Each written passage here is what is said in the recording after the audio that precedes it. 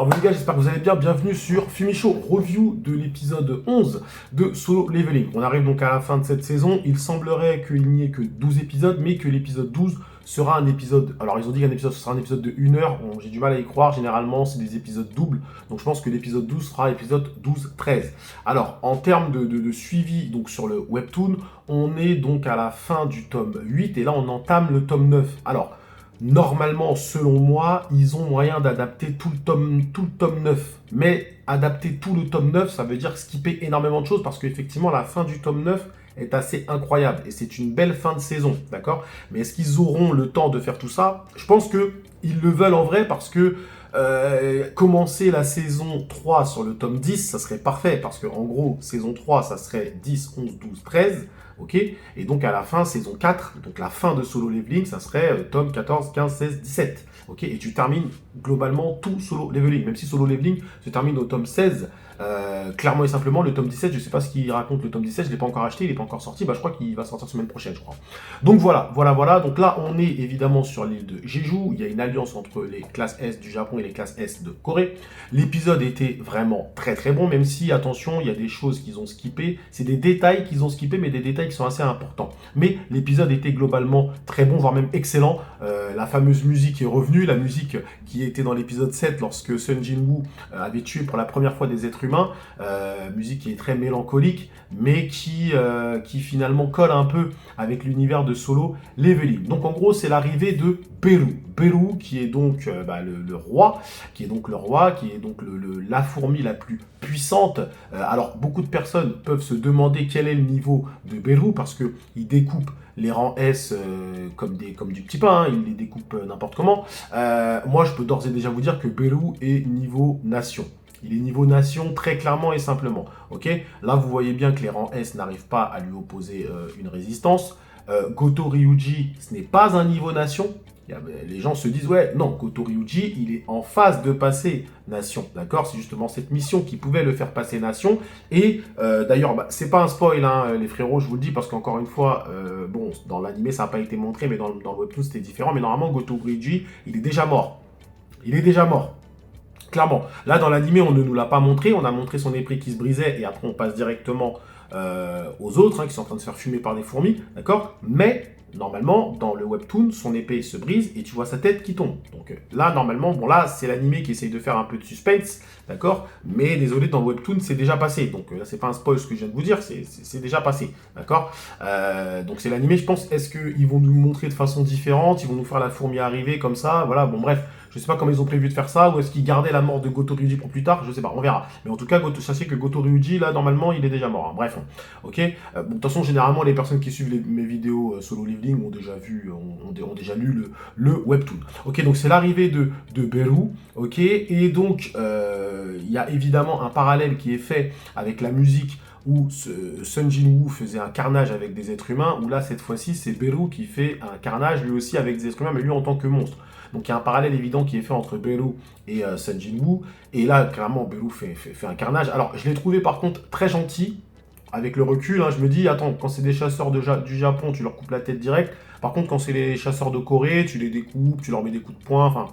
Bon, voilà, quoi. Bon, il a quand même fait un acte assez sale. C'est Bae Yong-gyu, je crois, il le trouve directement, le soigneur, parce que le soigneur est très dangereux. D'ailleurs, ce que j'ai apprécié dans cet épisode, c'est qu'on mettait vraiment en avant le côté, le fait que le soigneur a finalement le rôle le plus important dans ce genre de quête, parce que c'est lui qui sauve tout le monde. Ils étaient en train de se faire démonter et le soigneur était en train de les soigner. Il était très bon comme soigneur. C'est un très bon soigneur. Et d'ailleurs, encore petite différence avec le webtoon, il est dit clairement dans le webtoon que lorsque Beru bouffe sa proie, en fait, il en absorbe aussi les pouvoirs. D'accord? Et dans l'animé, ça n'a pas été dit, ça.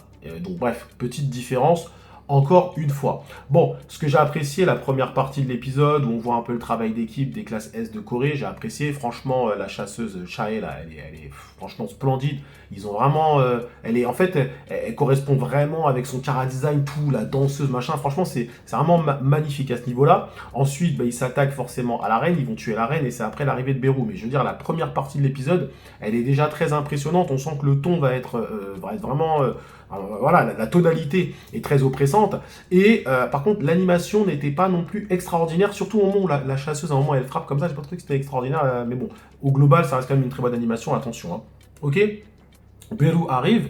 Et là, j'ai senti il y avait pas mal de parallèles. Non, le parallèle évidemment avec l'épisode 7 de la saison 1, mais il y a eu un parallèle également aussi avec Bleach. Avec Bleach, vous savez, le combat Ichigo versus Ulquiorra. Ulquiorra qui était à ce moment-là un Arrancar et qui était le numéro 4 ou 3, je crois. D'accord. Et en fait, à un moment, Ichigo passe en forme holo, ok, et Ulquiorra avait des techniques. Alors, il avait des lances qu'il lançait directement à Ichigo. Et à un moment donné, il y a une des lances que Ichigo attrape à main nue.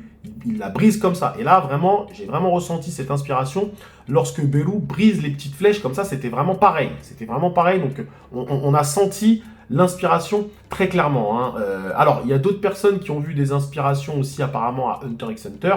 Bah, évidemment, l'arc de Jeju, de toute façon, il y a une inspiration Hunter x Hunter. Mais c'est évident.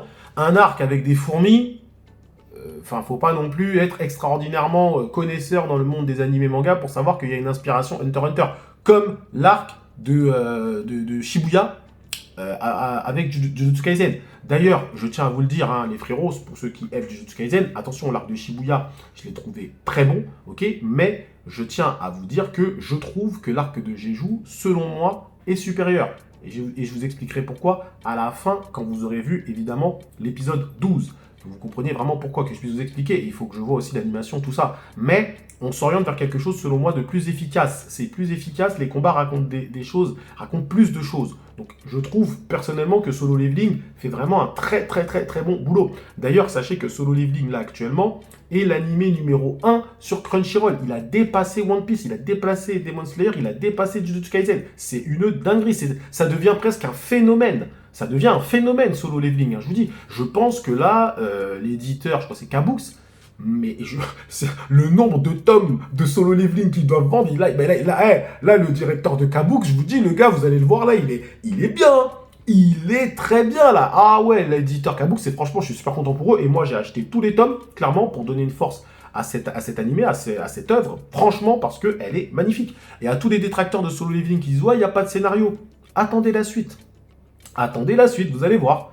Il y a un scénario. Solo Leveling, il y a un scénario. C'est pas un scénario extraordinaire, mais c'est un scénario honnête, correct et qui est bien ficelé. D'accord. Donc, ceux qui critiquent Solo Leveling, c'est juste parce que soit vous n'avez pas compris le scénario, qui est très simple, soit en fait vous critiquez pour critiquer parce que Solo Leveling est en train d'écraser tous les autres animés. Il est en train de rouler sur tout le monde, Solo Leveling, clairement et simplement. Je dis pas que c'est le meilleur.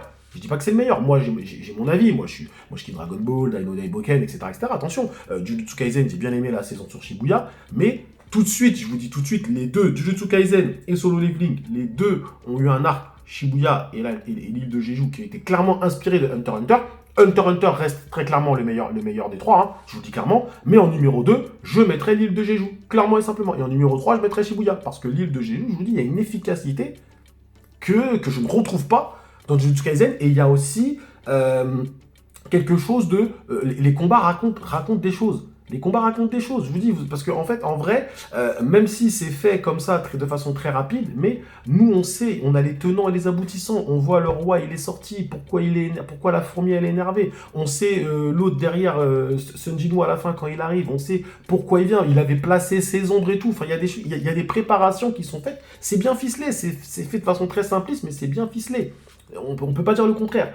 Donc, bref, donc on arrive donc à Beru qui découpe tout le monde de façon assez impressionnante. Et donc, à la fin, il sent le roi. Il dit, où est le roi? Vous avez tué ma reine. Donc, moi, je veux tuer votre roi. Je veux tuer celui qui est le plus puissant. Et ça donne encore plus de charisme à Beru, en fait. Il parle pas beaucoup, mais quand il parle, vous êtes faible. Où est le boss ici? C'est vraiment, ouais, là, ça vraiment, j'ai adoré. C'est pas, Beru, vous verrez plus tard, c'est quelque chose d'assez impressionnant parce que en fait ça va devenir un véritable personnage déjà de 1 et de 2 il va vraiment apporter quelque chose. Il va apporter quelque chose, vous comprendrez pourquoi. Et ils vont même réussir à faire de l'humour avec Beru. Donc bref. Et donc il va foncer sur Goto Ryuji qui est le plus puissant actuellement de l'île. Et Goto Ryuji lui va s'opposer à Beru. Il arrive plus ou moins à barrer son coup quand il arrive, mais sinon il n'y a pas de match. Et je vous dis, Beru est niveau nation. Beru, c'est un niveau nation. Donc là, vous allez avoir une confrontation de Sung Jin-woo et Beru. Et comme ça va vous donner une idée claire du niveau de Sung Jin-woo actuellement. Ceux qui faisaient des spéculations, ouais, Sung Jin-woo, il a tel niveau. Vous allez comprendre très rapidement le niveau de Sung Jin-woo dans son combat contre Beru. Beru est niveau nation, il n'y a pas de débat sur ça, clairement et simplement. Et un très bon niveau nation déjà. C'est pas un niveau nation, voilà, c'est déjà un très beau niveau nation. Il découpe des rangs S comme ça, hein. Donc voilà, les frérots, attention. Donc sinon, au global, on a quand même un très bon épisode avec des petits clins d'œil sur Bleach, clin d'œil évidemment sur l'arc de Hunter x Hunter, voilà, et peut-être d'autres clins d'œil aussi que j'ai pu louper. Parallèle scénaristique avec l'épisode 7 de la saison 1 aussi. Non, franchement, c'était excellent. Moi, je mets franchement, je mets un 9,5. Hein. Je mets un 9,5, les frérots. Alors, évidemment, il y a eu des petits skips. Il y a eu le skip d'un moment où on voit une famille coréenne qui regarde à la télé qui regarde à la télé le déroulement de ce qui se passe sur l'île de Jeju. On n'a pas eu ça, on n'a pas eu aussi des discussions à un moment entre les personnes qui sont un petit peu autour, vous savez, autour de l'île. Et il y a eu ce moment qui a été skippé aussi sur la mort de Goto, qui, on voit sa tête tomber dans le webtoon. Donc, c'est des petits skips, mais en vrai, tout y est en vrai. Donc maintenant, mes spéculations pour la suite, c'est que ils peuvent essayer d'adapter tout le tome 9, mais il faut vraiment un épisode très long. Vraiment très très long. Franchement, un épisode de minimum, je pense, 50 minutes. Mais bon, est-ce qu'ils vont faire ça? Je sais pas. On verra. Parce que franchement, finir la saison 2 sur la fin du tome 9, c'est parfait. C'est-à-dire que là, tu te donnes une porte d'ouverture. Sur la saison 3, tu vas faire un carton monstrueux sur la saison 3. Ça, c'est clair, net et précis, parce que la fin du tome 9, c'est une dinguerie. C'est juste une dinguerie. Donc frérot, en tout cas, merci à vous d'avoir suivi cette petite review tranquille jusqu'au bout. Prenez soin de vous et que l'honneur soit avec Beru.